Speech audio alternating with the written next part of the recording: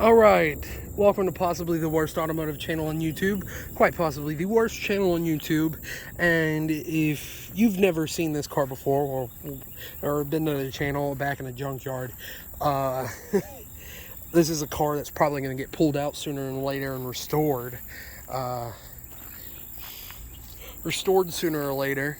Can't promise when that will happen, but it'll probably happen. That's the best I'm going to give, is a probably. Even though, really, honestly, this is another one of those ones it's got a good undercarriage on it. I've seen the underneath, but it is in really, really rough shape. But I'll get to why I personally want to restore this thing.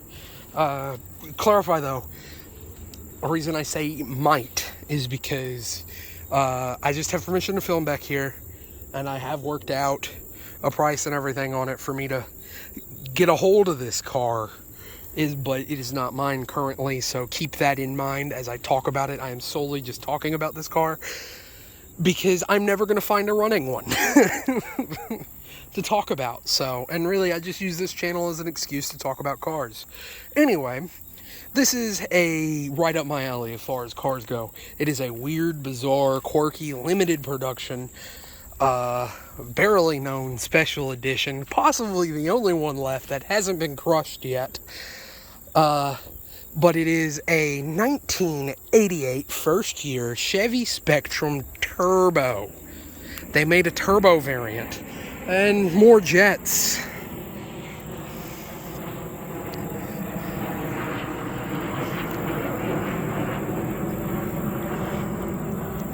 If I go to edit this video and there's a bunch of jump cuts in it, that is why. But anyway, it is a front-wheel drive, 1.8 liter overhead cam, 4-cylinder, economy coupe, or not coupe, but economy sedan. Basically, it is just a rebadged Isuzu, or not Isuzu, but yeah, an Isuzu. It's a rebadged Isuzu, Garami, however you want to say that. It's a model they had released over in Europe and Asia, but we got over here as the Chevy Spectrum. And I believe in '89, you could get either the Chevy Spectrum or the Geo Spectrum. They were the same thing, it just kind of depended on whatever was on the lot that day. I think the Chevy was slightly nicer than the Geo, but I don't know. They weren't really spectacular cars. I mean, they're good, or they were decent for what they were. This one was really cool. 110 horsepower, which is not a lot, but it was turboed. It was a honest-to-goodness turbo. This one is back here because the turbo had blown up. So, can't really say anything about that longevity, but... And another fun story, it's got a dent in the roof that's going to have to get pulled out or cut out and replaced because a tree nearly completely destroyed this car. It almost crushed it. Instead, it ruined that one right there. You can barely see it, but it's a some sort of Mazda from the 80s. They're kind of rare too, but nowhere near like this. This car is so rare, and they made so few even back in the 80s, that I can't even find production numbers because they only made this one for 2 years. This version, the turbo, for 88 and 89.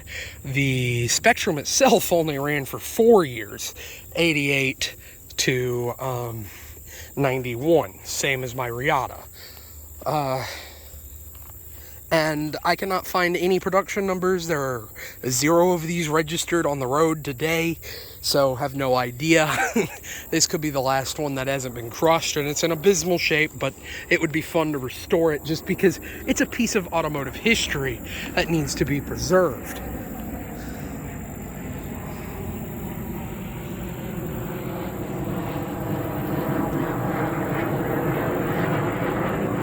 Okay, so now that jet's gone, or starting to get gone,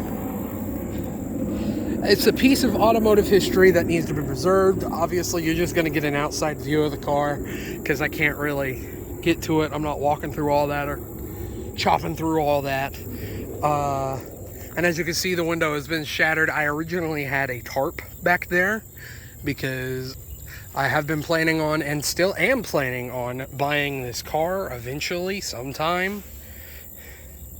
Who knows, maybe. maybe. I don't know.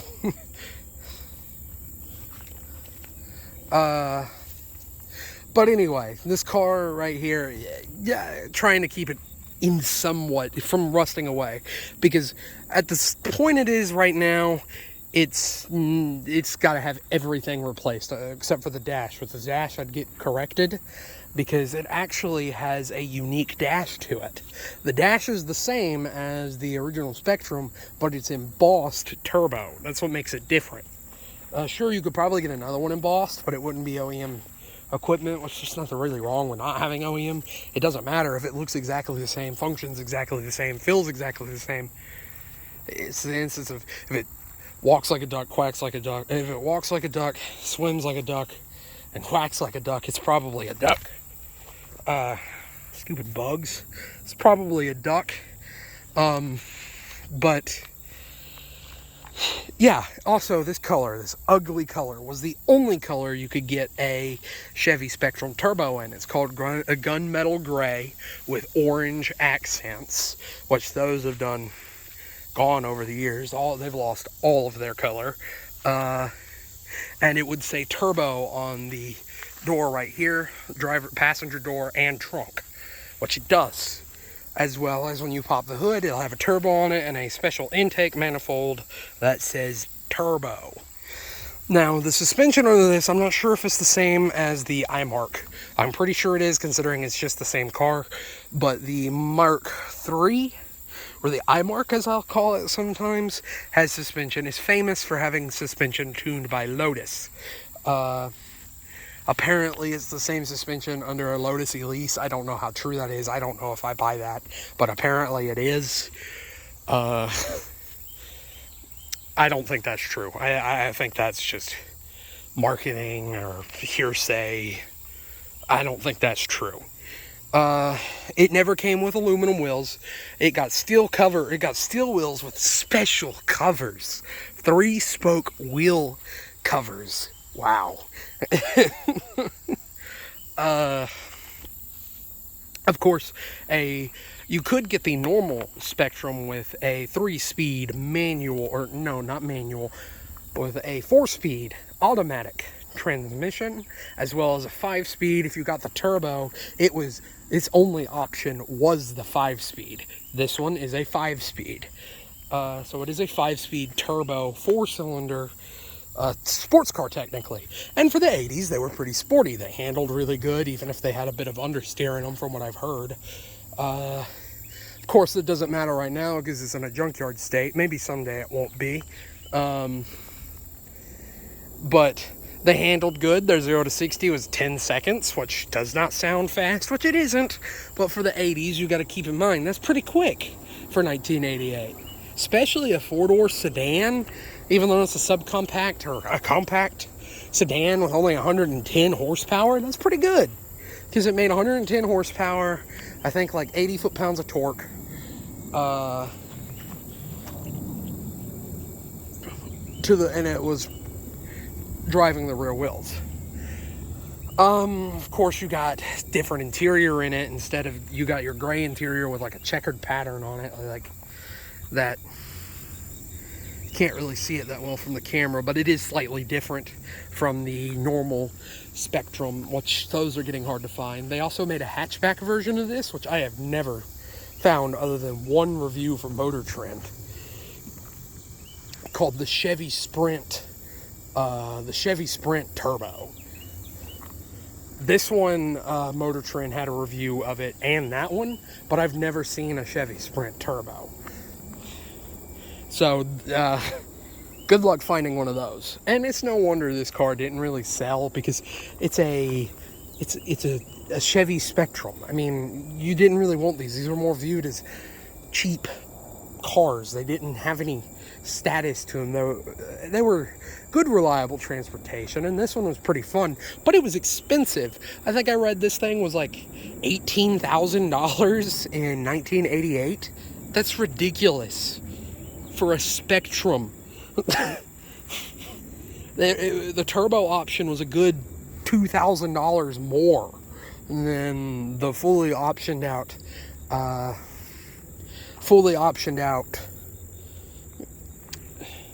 I forgot what the car's called for a second. Spectrum. It is it was an expensive, yeah, I mean, kind of car in the 80s. I mean, you're approaching, you're kind of past some of the Chevy normal, like, Cavalier, because this is supposed to be under the Cavalier if it's the Chevy. It's like your really entry-level car.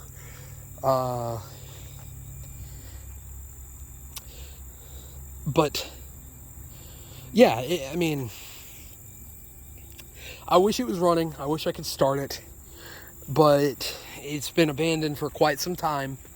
And obviously it's covered around. That'll be gone here in probably a month or two. Or if it gets cut down. Oh, you also got a different grill on the turbo. The turbo got a more aggressive grill. I know you can't really see it. I'm probably going to redo this video later on to show more of the car when all this brush is dead. But you got a more aggressive, like, kit to the car. The way the car looks is a little more aggressive. It is different. Now, if you want to find one of these, good luck. This is the only one I have ever seen. I didn't even know this car existed until I seen one of these. Until I seen this one. But it does need to be restored, in my opinion. Like, really, really bad. Because this is a piece of Chevy history that nobody's going to care about. But it needs to be fixed and saved. Because it isn't like your 15 millionth Impala that's in a junkyard or something, or Regal, or there's a bajillion of those that are in pristine shape.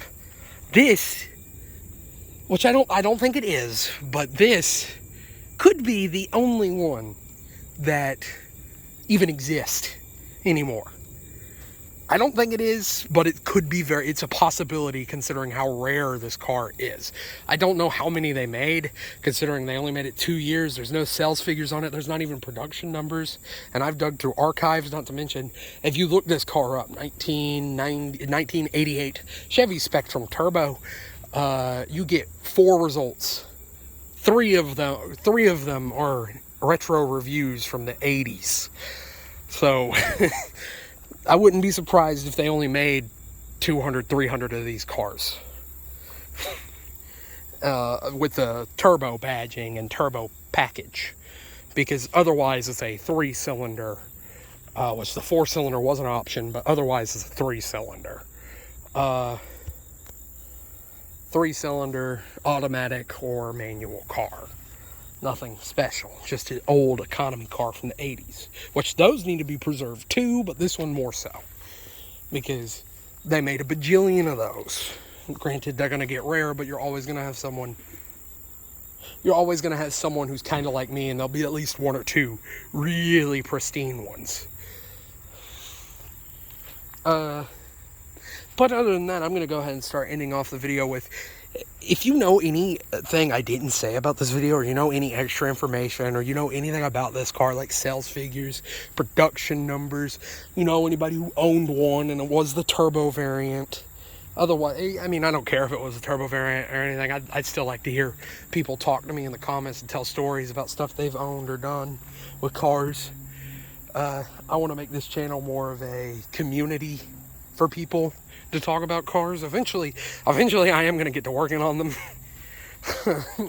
That is going to happen. I have a 1974 Caprice Classic. If you're new to the channel, that I'm building a 402 big block. It just takes time. It's a process. So right now I just more want people to have a community of talking about these older, more obscure cars, even though they are junkyard cars. But yeah, if you know any information about this or one of these, I'd love to know. I've been searching for more information about this car for months, trying to figure out what it is, how many. I really want to know how many were made. I'm guessing around only a couple hundred, considering you can't find sales figures or production numbers. And it was only made for 2 years. I know they made, of course they made more Spectrums, but I'm talking about with this specific package on it. But with that, I guess I'm going to go ahead and say, if you made it this far into the video and you want to support the channel, go ahead and like, comment, subscribe, share, all that stuff. But other than that, thank you for watching and have a good one.